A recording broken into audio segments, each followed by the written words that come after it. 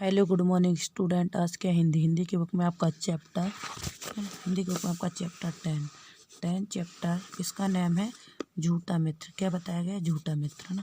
ये आपकी बुक में पेज नंबर है ना 42 पे मिलेगा। कितने पे? 42 पर मिलेगा। ये पेज नंबर 42 पर मिलेगा, है ना। इसको क्या रीड एंड एक्सप्लेन करते हैं। इसमें क्या दिया है? प्रस्ताव ने बताया प्रस्तुत कहानी में अन्याय का प्रतिरोध किया गया है तथा झूठे मित्रों से दूर रहने का आग्रह किया गया है।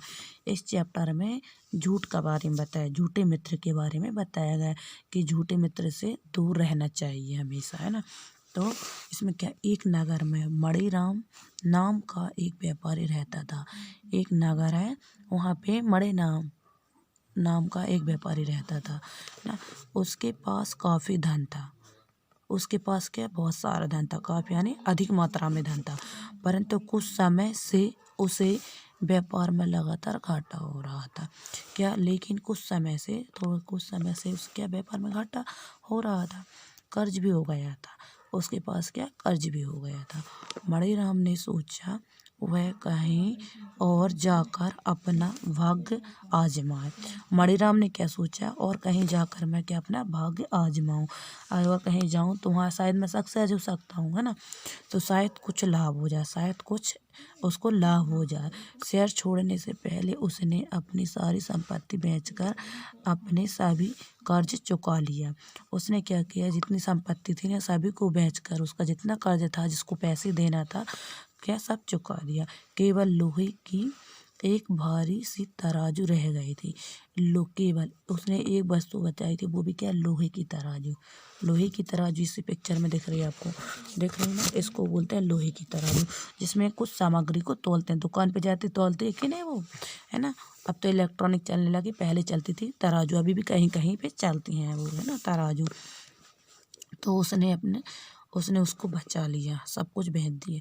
उसने सोचा तराजू व्यापार का आधार है।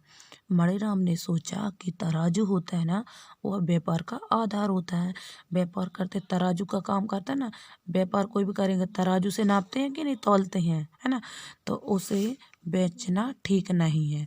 तो उसने सोचा कि उसे बेचना ठीक नहीं है, इसे अपने मित्र मोहनलाल के पास रख दूं। उसने सोचा कि इसे मैं अपने मित्र मोहनलाल के पास रख दूं। किसने सोचा?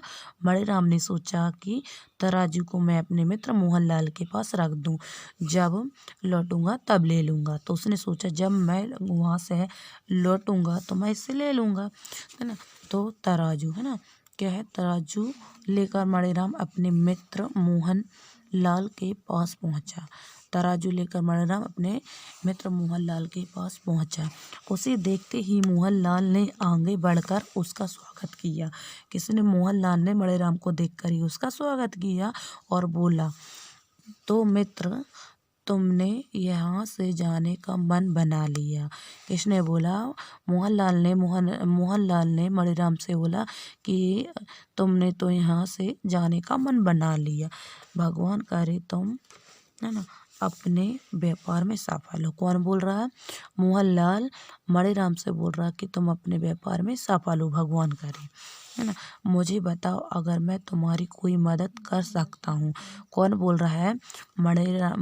मोहनलाल बोलता है मणिराम से, अगर मैं तुम्हारी कोई मदद कर सकता हूँ तो मुझे बताओ, मैं हाजिर हूँ, मैं तुम्हारा काम कर दूंगा।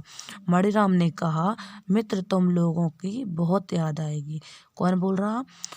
मणिराम बोलता है मोहनलाल से कि मित्र तुम लोगों की मुझे बहुत याद आएगी। अगर प्रभु की कृपा हुई तो कमाई करके एक बार फिर लौटूंगा। कौन बोल रहा है ये? मणिराम मोहनलाल से बोल रहा कि अगर प्रभु की कृपा हुई, ईश्वर की कृपा हुई तो मैं कमाई करके एक बार फिर इस शहर में लौटूंगा। यह एक तराजू है।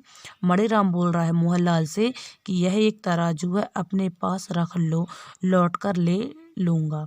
अपने मित्र को उसने तराजू दे दिया। मणिराम ने मोहनलाल को तराजू दे दिया और बोलने लगा कि जब मैं लौटूंगा तो इसे ले लूंगा।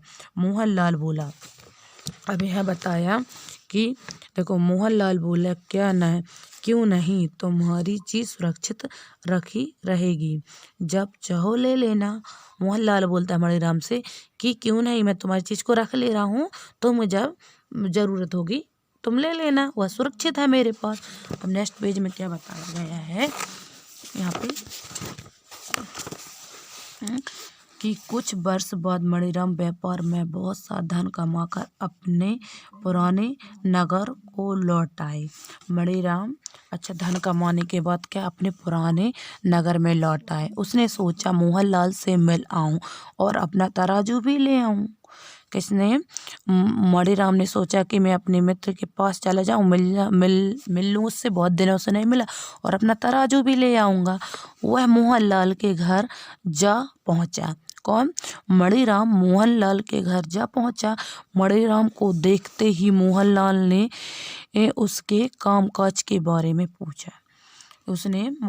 मणिराम को देखते ही मोहनलाल ने उसके कामकाज के बारे में पूछा। मणिराम बोला, ईश्वर की कृपा और तुम लोगों की शुभकामना के फलस्वरूप मैंने खूब धन कमाया। कौन? मणिराम मोहनलाल से बोलता है कि मैंने तुम लोगों की शुभकामना और भगवान की कृपा से बहुत धन कमाया। अब यहीं कुछ काम शुरू करूँगा। अब यहाँ पे इसी नगर में कुछ काम शुरू करूँगा, इसलिए सोचा चलो मित्र से भी मिल लूँ और अपना तराजू भी वापस ले लूँ। मणिराम बोलता है किससे? मोहनलाल से, कि अब मैं मित्र से भी मिल लूँ, यानी कि किससे? मोहनलाल से मिल लूँ और अपना तराजू भी वापस ले लूँ। मोहनलाल ने चेहरे को एकाएक गंभीर बना लिया। जैसी ये बात सुनते ही मणिराम के मोहनलाल का चेहरा एकदम गंभीर है ना, एकाएक गंभीर बना लिया, उसने गंभीर सा बना लिया। दुखी भाव देखते हुए बोला, दुखी यानी दुख के भाव बोलते हुए बोला, क्या कहूँ मित्र मणिराम, तुम्हारा तराजू मैंने तहखाने में यह सोचकर रखवा दिया था कि जहाँ सुरक्षित रहेगा, परंतु पिछले साल जब देखा तो कुछ बच ही नहीं था, उसे तो चूहा खा गए थे।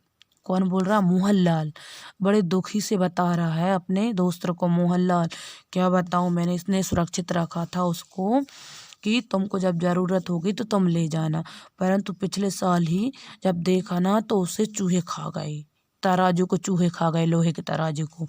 मणिराम समझ गया है कि मोहनलाल के मन में बेईमानी आ गई। लोहे के तराजू कोई चूहा खाता है कि नहीं खाता ना, तो मोहनलाल के मन में क्या बेईमानी आ गई। उसने कहा दुखी मत हो मित्र। किसने? मणिराम ने कहा दुखी मत हो मित्र, है ना, इसमें तुम्हारा क्या दोष है? मणिराम बोलता मोहनलाल से, क्या इसमें तुम्हारा क्या दोष है? चूहे खा गए, चलता हूँ। तो वहाँ से मणिराम चलने लगा। नदी में स्नान करूँगा, फिर घर जाऊँगा, अकेला हूँ। अगर तुम अपने बेटे को साथ भेज दो तो वह किनारे पर बैठकर मेरे कपड़ों की रखवाली कर लेता। कौन बोल रहा? मणिराम बोलता मोहनलाल से कि चलता हूँ, नदी में स्नान करूँगा, फिर घर आऊँगा, अकेला हूँ। अगर तुम अपने बेटे को मेरे साथ भेज दो तो ठीक है, वह मेरे कपड़े की रखवाली कर लेगा, है ना। तो वापस जाते समय उसे मैं छोड़ जाऊँगा। मणिराम बोलता है कि जब मैं वापस आऊँगा तो मैं उसे छोड़ जाऊँगा आपके घर। मोहनलाल ने सोचा चलो मामला आसानी से टल गया।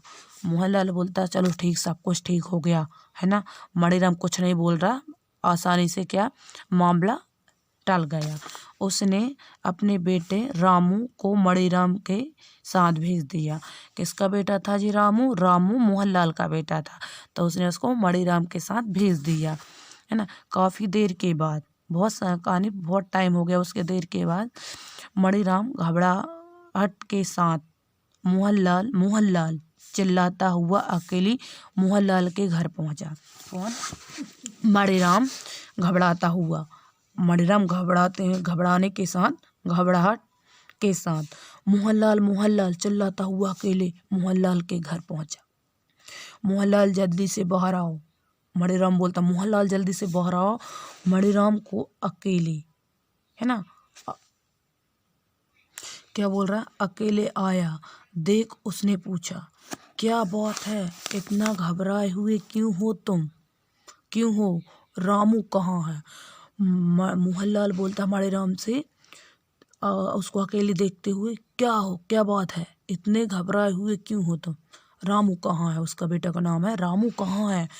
मणिराम ने उदास होकर कहा क्या कहूँ कैसे कहूँ, मैं नदी की ओर जा रहा था कि एक बाज रामू पर झपटा और उसे उठा ले गया।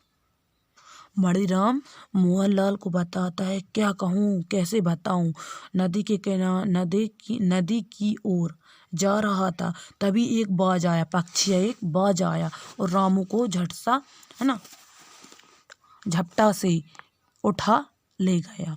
मोहनलाल एकदम क्रोध से लाल पीला हो गया और बोला, क्या तुमने मुझे मूर्ख समझ रखा है?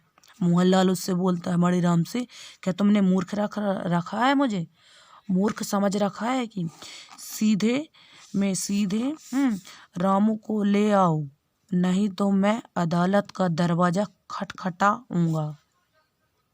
किसने बोला? मोहनलाल ने। किससे? मणिराम से बोला कि तुम सीधे रामू को ले आओ, नहीं तो मैं अदालत का दरवाजा खटखटाऊंगा। मणिराम ने रोनी सी सूरत बनाकर कहा, तुम जो चाहो कर सकते हो, मैं रामू को कहाँ से लाऊं? बोल रहा, मैं रामू को कहाँ से लाऊं? मणिराम है ना लड़ते, अब यहाँ से लड़ते झगड़ते है ना लड़ते झगड़ते दोनों न्यायाधीश के पास पहुँचे। मोहनलाल ने अपनी बात कही तो न्यायाधीश भी हंसने लगे और बोले,